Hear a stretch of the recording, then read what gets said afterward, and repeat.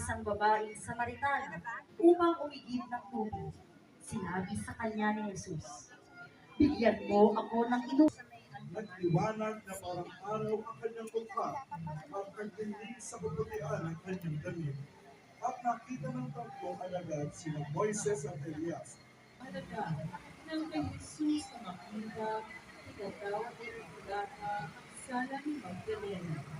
Nang mangyari naman ito, abadalaw si Cristo upang matubos ang sala ng buong mundo na tutubusin niya ng kanyang buhay at banal na dugo.